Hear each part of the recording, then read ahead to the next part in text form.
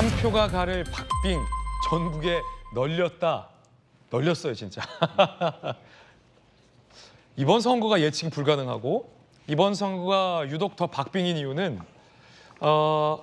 기존의 어떤 여야 유불리 지역의 틀을 깨고 서울 수도권에 그리고 전국에 경합 지역이 굉장히 많이 분포돼 있기 때문입니다. 다 해서 한 60곳 정도가 여야 후보들이 격돌하고 있고 경합하고 있고 오차 범위 내에서 지지율이 결집하고 있는 양상이기 때문에 바람만 어느 쪽으로 후 분다면 이 경합 지역이 우수수 한쪽 정당의 승리로 이어질 수도 있습니다. 그렇기 때문에 투표하는 것이 매우 중요해진 상황이다라는 말씀 거듭 드리고 있습니다. 앞서서 저희가 경남 양산을 얘기해봤지만 하나의 이제 이 국민의힘 입장에서는 변수인 게요. 부산 수영구입니다. 민주당의 유동철 후보와 국민의힘의 정현욱 후보 그리고 무소속의 장해찬 후보 이 3파전 양상으로 지금 이 부산 수영이 흘러가고 있거든요. 정혁진 변호사님. 네네. 그런데 이 부산 수영구는요. 부산 입장에서 국민의힘 입장에서는 반드시 사수해야 할 지역이고 늘 사수해왔던 지역으로 분류되어 왔는데 지금 의외의 양상으로 번지고 있는 것이 이 무소속 장해찬 후보가 지금 끝까지 완주를 하고 있기 때문에 이른바 보수표가 나눠져 있어요. 네네. 보수표가 분열되고 있어서 민주당 후보가 반사이익을 지금 받고 있다라는 국민의힘 입장에서는 굉장히 우려의 시각으로 보고 있거든요. 어떻게 보십니까? 저는 장해찬 후보가 사퇴할 줄 알았는데 끝까지 완주를 했다라고 하는 게 굉장히 좋지 않은 시그널이에요. 네네. 왜냐하면 지난번 지방선거에서 경기도지사 누가 됐습니까? 김동연 지사가 됐잖아요. 만약에 그때 강용석 후보가 사퇴했었다라고 하면 그러면 경기도지사가 바뀌지 않았을까? 저는 그런 생각이 들고 그다음에 지금 한 석이 중요하단 말이에요. 한 표도 중요하지만 결국 그 한 표가 모여가지고 한 석이 되는 거 아니겠습니까? 의석 하나가 중요한 게 지금 의미 있는 숫자가 200개, 180개, 151개 이런 게 나오는데 예컨대 200석하고 199석은요. 하늘과 땅 차이고요. 그래요? 180석하고 179석도 엄청난 차이고요. 150석하고 151석도 굉장히 큰 차이인데 그것만 차이가 있는 게 아닙니다. 왜냐하면 160이 되느냐 170이 되느냐 이거에 따라 가지고 구체적으로 상임위원장 배분 같은 데 있어서도 상당한 차이가 있다. 그렇기 때문에 이번 총선 같이 아주 치열하게 붙는 곳에 있어서는 여든 야든 마찬가지로 한 석이 그렇게 중요한데 장해찬 후보가 억울한 건 제가 충분히 이해하고 본인 입장에 그 이심전심 해보면은 참 안타깝겠다 그런 생각은 동정 같은 것들이 공감이 되는데 그런데 아무리 그렇다고 하더라도 본인이 스스로 말하기를 그 대통령의 1호 참모라고 하고 공식적으로 여당의 최고위원까지 하지 않았습니까? 그런데 그 자신의 행위로 말미암아 만약에 정현욱 후보가 당선이 된다라고 하면 그럼 그나마 나을 거고 그다음에 이제 장해찬 후보가 본인이 당선되면 그나마 나을 수도 있고 한데 그런데 만약에 이제 민주당 유동철 후보한테 의석을 내준다. 그랬을 때 과연 장해찬 후보한테 쏟아질 그 비난을 본인이 잘 감당할 수 있을까? 네. 조금 안타깝다는 그런 생각이 듭니다. 당락을 떠나가지고 결과를 떠나서 저런 태도가 별로 그렇게 좋게 보이지 않는다 그런 생각들을 모든 국민들이 하지 않을까 싶습니다. 자, 부산에서 지금 고등학교까지 보내셨던 김영주 의원님이 부산 민심 잘 아시잖아요. 지금 보세요. 해운대도 굉장히 이 국민의힘 입장에서는 해운대는 부산의 우리 강남 같은 곳 아닌가라고 생각했는데 해운대 여론 심상치 않죠. 여론조사 봤을 때 연재 여론조사 심상치 않죠.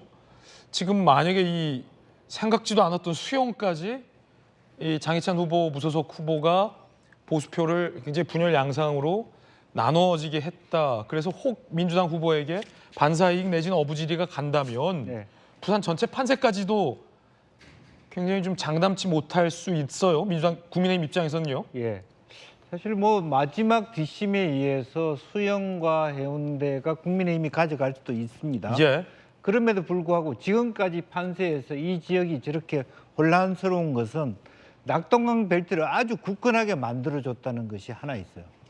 만약 수영과 해운대가 아예 말하자면 국민의힘이 확고하게 압도했으면 낙동강 벨트도 흔들렸을 겁니다. 근데 지금 수영, 연재 말하자면 가장 보수적인 해운대까지 흔들림으로써 당연히 오히려 더 낙동강 벨트가 강고해졌다는 거죠. 그 주변 지역에도 영향을 예, 미쳤다. 북강서에 지금 전재수 의원은 물론이고 바로 옆에 정명희 후보도 그 구청장 출신인데 여자 후보인데 상당히 앞서는 그런 부가 효과를 누렸거든요. 그리고 실제적으로 보면 사도 마찬가지예요. 가버리, 조경태 의원도 흔들리는 정도까지를 갔다는 것은 굉장히 큰 어떤 뭐 국민의힘에서는 악재가 될 거고요. 또 하나는 말하자면 새로운 정영우 후보를 저기 수용에다 배치함으로써 실제로 더 자중질환을 갖게 한 현 비대위원회 체제에 대해서 만약 저기서 수용구에서 어부지리도 민주당한테 그 한석을 줬을 경우에 만약 선거 결과에 따라서는 굉장히 많은 당내 분란의 요건이 될 수 있습니다. 실제적으로 첫 번째, 우리 한동훈 비대위원장이 저 지역에 유세를 하러 가지 않았다는 거. 그걸 어떻게 볼 거냐. 압도하게 실제로 국민의힘 후보에 밀어주십시오라는 얘기를 왜 안 했느냐에 대한 책임 소지도 있기 때문에 상당히 나중에 저 부분이 말하면 대통령실과 당의 갈등의 소지도 안게 되는 그런 부분이 있다라고 봅니다. 지금 부산 수용구의 투표율이 좀 낮아요. 13.9%. 부산 전체 투표율 평균이 14.8%인데 그거보다도 지금 수용구의 투표율이 상당히 낮다. 이거 과연 어떤 걸 의미할지 잘 모르겠습니다. 그럼 궁금한 게 이 여론조사 블랙아웃 기간이 한 6일에서 7일 있었잖아요. 네. 국내임 관계자 얘기는 이 보수표를 정윤욱 후보가 받아야 할 표를 장해찬 후보, 무소속 후보가 상당수 가져갔던 흐름에서 다시 이제 보수가 좀 결집되고 있는 양상이다라는 얘기를 언론 보도에서 하고 있긴 한데 아직 끝까지 모를 일이죠. 이 개표가 최종 마무리되는 순간까지. 예, 사실 이제 우리가 민심이 요동친다는 표현을 하지 않습니까? 여론도 요동을 칩니다. 그래서 저도 뭐 제가 뭐 무슨 여론조사를 통해 가지고 무슨 정확한 데이터를 가지고 있는 건 아니지만은 사람들 만나면서 느끼는 체감이라는 게 있습니다.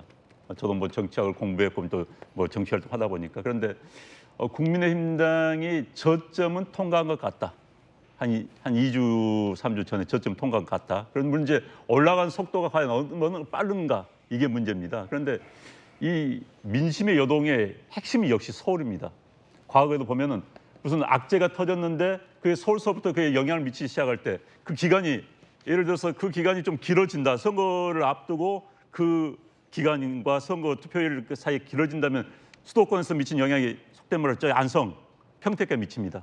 그러나 그 기간이 짧으면은 부천, 안양까지 가다가 멈춰버리는 경우가 있습니다. 그러니까 서울의 민심이 많이 변하고 있다. 그래서 이번에는 서울에서 분위기가 여당 쪽으로 어느 정도 저점을 통과해서 올라가고 있는 분위기는 저는 뭐 그런 체감을 하고 있습니다. 그래서 이제 뭐 과거 서울 뭐 완패 뭐 강남 3구에서도 어느 선거를 질 수도 있다는 이야기에서 이제 다른 이야기 좀 나오고 있는 게 아마 그런 맥락이 아닌가 싶습니다. 그런데 이제 그런 여러 요인들에도 불구하고 딱 팔을 엎을 수 있는 것은 역시 구도입니다. 구도. 그런데 지금 이 부산 수영 같은 경우는 구도에서 민주당이 압도적으로 유리한 그런 상황이 돼버렸죠. 그러니까 후보를 교체한 시기가 좀 늦었습니다. 늦었기 때문에 사실 이제 우리가 후보 교체를 할 때는요, 기본적으로 선거운동 사무실 내기 전에 하면은 금방 후퇴를 합니다. 사무실 낼 때 비용이 안 들었기 때문에 사무실 낸 후보를 사퇴시키기가 굉장히 어렵습니다. 그 다음에 이제 어려운 것은 이미 후보가 지정이 됐는데 후보가 자존심이 생깁니다. 그 다음에 이제 그 다음에 또 하나는 여론조사를 돌리면요, 무소속 후보들이 여론조사하는 게 참 재밌습니다. 자기가 돌면 자기한테 유리하게 나옵니다. 자기가 묘합니다. 여의도 연구소에서 돌리면은 국민의힘당이 좀 유리하게 나오고요. 그렇군요. 민주당 계열의 정당 돌리면 유리하게 나옵니다. 그게 이상합니다. 아마도 지금 수영에 나오는 세 후보는 각자가 1등 날 수도 있겠다고 지금 생각할 겁니다. 그렇기 때문에 쉽게 포기를 못하는 것이죠. 그렇기 때문에 뭐 그러나 구도상으로는 역시 보수표가 나뉜다면은 민주당 계열의 후보가 유리하다. 지금 사실 구도 싸움에서 판을 갈 수 있는 게 수도권에서 여러 군데 있습니다. 그런 지역구를 우리가 유심히 봐야 될 필요가 있을 것 같습니다. 그렇군요. 상당히 흥미롭게 전개되는 지역들 잠시 후에 몇 곳 더 짚어보겠습니다.